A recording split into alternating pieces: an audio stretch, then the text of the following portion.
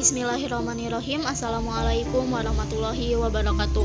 Halo teman-teman, perkenalkan nama saya Ermawati dengan NIM 29021500034. Mata kuliah Matematika Bisnis dengan dosen pengampu yaitu Ibu Irpia Eriza MPD, Prodi Akuntansi. Nah, di video pembelajaran kali ini saya akan menjelaskan materi tentang bunga tunggal. Apakah teman-teman sudah mengetahui apa pengertian dari bunga? Biasanya teman-teman sering mendengar kata bunga itu dari bank. Pengertian bunga dalam ilmu matematika, bunga atau bank intern adalah pertambahan jumlah modal yang akan diberikan oleh bank untuk para nasabahnya dan dihitung dari presentasi modal uang nasabah dan beberapa lamanya sang nasabah itu menabung. Nah, jika teman-teman sudah mengetahui pengertian dari bunga, kemudian dilanjut dengan pengertian bunga tunggal. Bunga tunggal adalah bunga yang diperoleh pada setiap akhir jangka waktu tertentu yang tidak mempengaruhi besarnya modal yang dipinjam. Dalam kata lain, perhitungan bunga setiap periode selalu dihitung berdasarkan besarnya modal yang tetap. Jadi, bunga tunggal merupakan bunga yang selalu tetap nilainya. Kemudian, macam-macam persen. 1. Ada persen di atas 100.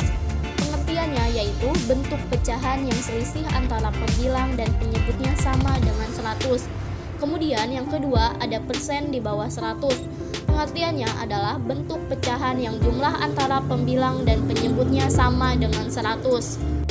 Persen di atas 100. Di sini ada rumus P per 100 ditambah P. Dapat dikatakan bunganya P persen di atas 100. Kemudian, untuk menentukan P persen di atas 100 dari modal M dapat dilakukan dengan dua cara, yaitu 1. Dengan perhitungan biasa. Rumusnya adalah P per 100 ditambah P dikali M. Kemudian, yang kedua, dengan jumlah deret geometri turun tak hingga.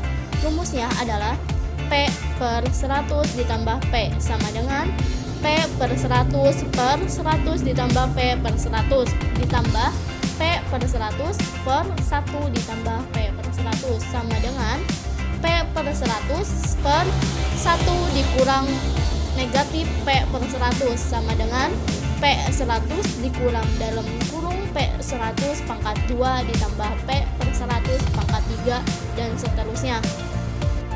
Kemudian dengan contoh keterangan 1 yaitu siku pertama atau A sama dengan P per 100. Kemudian rasio R sama dengan negatif P per 100. Kemudian di sini ada contoh soal yaitu tentukan 5% di atas 100 dari modal sebesar Rp200.000. Cara pertama dengan rumus 5 per 100 ditambah 5 dikali Rp200.000 sama dengan hasilnya yaitu 9.523,81 perak. Cara kedua dengan deret geometri turun. Di sini 5% dikali Rp200.000 sama dengan 10.000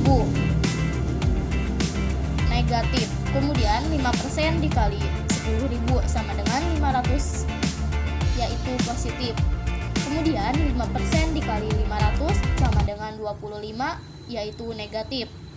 5% dikali 25 sama dengan 1,25 yaitu positif. Kemudian dilanjut lagi 5% dikali 1,25 yaitu 0,0625. Kemudian semuanya 9523,8125 sampai hasil perkalian kurang dari 1, kemudian hasilnya dihitung diperoleh sebesar 9.523,8125. Jadi 5% di atas 100 dari modal sebesar Rp200.000 adalah 9.523,8125. Kemudian persen di bawah 100. Di sini ada rumus P per 100 dikurang P. P yaitu persen. Dapat dikatakan bunganya P persen di atas 100. Untuk menentukan P persen di atas 100 dari modal M dapat dilakukan dengan dua cara, yaitu yang pertama yaitu ada cara P per 100 dikurang P dikali M. Kemudian cara yang kedua adalah P per 100 dikurang P sama dengan P per 100 per 100 dikurang P per 100 ditambah P per 100 lalu per 1 kurang P per 100 sama dengan P per 100 ditambah dalam kurung P per 100 pangkat 2 kemudian ditambah P per 100 pangkat 3 kemudian ditambah dalam kurung lagi P per 100 pangkat 4 ditambah dan seterusnya. Kemudian di sini ada contoh yaitu keterangannya suku pertama atau dapat dikatakan A sama dengan P per 100. Kemudian kedua rasio atau R sama dengan P per 100. Kemudian di sini ada contoh soal. Tentukan 5% di bawah 100 dari modal sebesar Rp200.000 adalah cara penyelesaiannya yaitu cara pertama dengan rumus 5 per 100 dikurang 5 dikali Rp200.000. Hasilnya yaitu 10.526,32 perak. Cara kedua dengan deret geometri turun yaitu 5% dikali Rp200.000 sama dengan 10.000 yaitu positif. 5% dikali 10.000 sama dengan 500 yaitu positif. Kemudian 5% dikali 500 sama dengan 25 yaitu positif. Kemudian 5% dikali 25 hasilnya 1,25 yaitu positif. 5% dikali 1,25 yaitu 0,0625. Lalu semuanya yaitu 10.526,3125 sampai hasil perkalian kurang dari 1, kemudian hasilnya dihitung diperoleh sebesar 10.526,3125. Jadi 5% di atas 100 dari modal sebesar Rp200.000 adalah 10.526,31, yaitu 10.526,3125. Kemudian di sini ada sistem bunga. Sistem bunga adalah pendapatan yang diperoleh bersifat statis yang dimana walaupun perusahaan merugi, utang tetap memiliki bunga yang tetap serta jumlah pembayarannya setiap periodenya juga tetap. Kemudian sistem diskonto adalah kebijakan bank sentral guna menambah atau mengurangi jumlah uang beredar di masyarakat dengan menaik turunkan suku bunga bank umum. Lalu, dilansir dari Kamus Besar Bahasa Indonesia atau KBBI, diskonto adalah suatu potongan atau bunga yang wajib dibayar oleh mereka yang menjual surat wesel atau surat dagang yang dicairkan sebelum jatuh tempo. Kemudian ada metode perhitungan bunga tunggal. 1. Rumus untuk bunga tunggal setoran tunggal. Rumusnya adalah suku bunga sama dengan dalam kurung bunga dibagi pinjaman awal tutup kurung dikali 100%. Lalu, contoh cara penggunaan rumus ini adalah sebagai berikut. Seorang petani meminjam ke bank 10 juta rupiah. Dalam waktu setahun dia mengembalikan 10.800.000 rupiah. Selama setahun ada bunga dari pinjaman sebesar 800.000 rupiah. Itu berarti suku bunga pinjaman. Lalu, 800.000 rupiah dibagi 10 juta. Dikali 100% sama dengan hasilnya 8%. Ini adalah suku bunga pinjaman dalam setahun atau bunga tunggal setoran tunggal atas pinjaman tersebut. Kemudian yang kedua, rumus untuk menentukan besar modal atau modal akhir. Rumusnya adalah B sama dengan dalam kurung B dibagi MO tutup kurung dikali 100%. Keterangan B yaitu suku bunga persatuan waktu, kemudian MO yaitu modal dibungakan, kemudian B besar yaitu jasa modal. Kemudian dilanjut dengan ketiga ada rumus untuk menghitung besaran bunga yang diterima per periode. Rumusnya adalah MN sama dengan MO dikali dalam kurung 1 ditambah B atau MN sama dengan MO dikali dalam kurung 1 ditambah dalam kurung B dibagi 100 tutup kurung. Dengan keterangan MN sama dengan besar uang yang dikembalikan setelah satu periode. Kemudian MO yaitu besar modal yang dipinjam Kemudian NB yaitu suku bunga per satuan waktu. Dilanjut dengan keempat yaitu rumus untuk menghitung suku bunga per satuan waktu. Rumusnya adalah B sama dengan B dikali MO dengan keterangan B yaitu besar bunga yang diterima pada periode kesekian atau akhir. Lalu B kecil yaitu bunga, kemudian MO yaitu modal awal. Contoh seseorang meminjam uang di bank 2 juta rupiah dengan bunga 11% dan masa pengembaliannya 5 tahun. Berapa besarnya bunga di akhir masa pengembalian?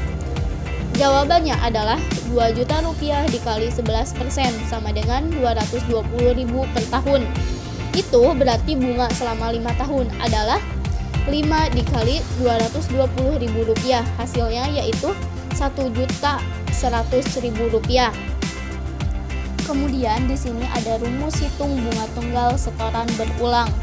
Lewat rumus ini, penabung tidak hanya menabung di awal, tetapi konstan dalam jumlah yang sama pada setiap periode pembungaan. Rumus untuk menghitung bunga tunggal setoran berulang hanya ada satu, yaitu MN sama dengan 1/2N lalu dikali dalam kurung NB ditambah B ditambah 2 tutup kurung lalu dikali A. Keterangannya, MN yaitu besar uang yang dikembalikan setelah periode tertentu. N yaitu periode menabung. Kemudian B kecil yaitu bunga. Kemudian A kapital yaitu setoran setiap bulan. Di sini ada contohnya. Kamu menabung sebesar A setiap awal bulan dengan bunga tunggal 10% per tahun jika menginginkan uangnya menjadi 19.200.000 pada akhir bulan ke-15. Pertanyaannya, berapa uang yang harus disetorkan setiap bulan?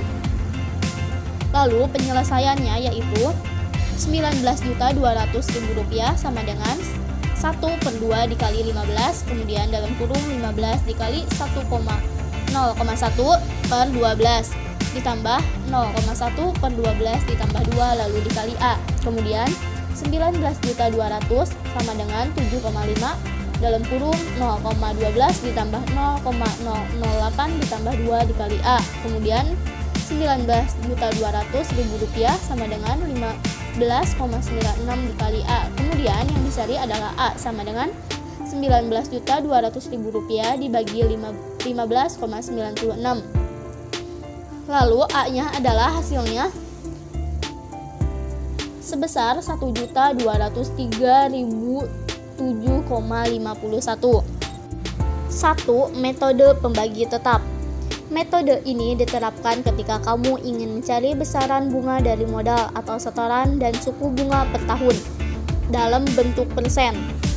Jika beberapa modal dalam kurung M1, M2, M3 dan seterusnya dibungakan atas dasar bunga yang sama, maka untuk menghitung jumlah bunga dari modal-modal tersebut adalah rumusnya yaitu jumlah bunga sama dengan jumlah angka bunga dibagi pembagi tetap. Kemudian metode persen yang sebanding yaitu yang kedua. Metode kedua ini digunakan jika suku bunga atau angkanya bukan pembagi habis 360. Kenapa 360? Karena 360 menjadi patokan lamanya hari dalam setahun. Contohnya, lama menabung 150 hari, maka lamanya hari menabung tersebut tidak bisa membagi habis 360 hari atau selama 1 tahun.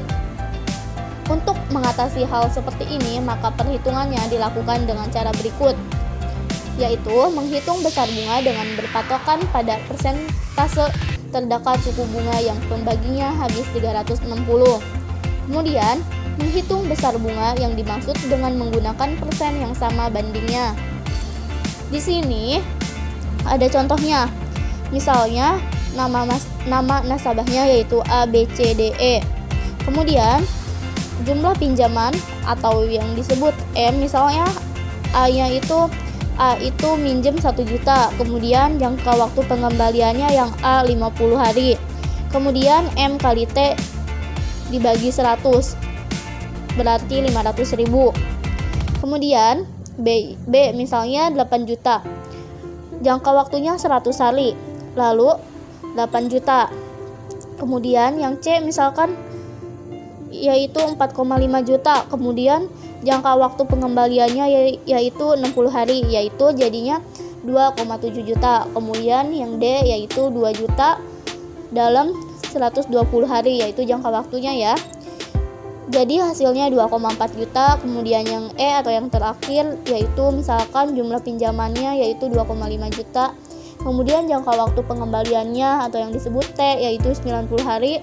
Lalu hasilnya yaitu dengan menggunakan rumus M kali T dibagi 100. Jadi hasilnya itu 2,25 juta.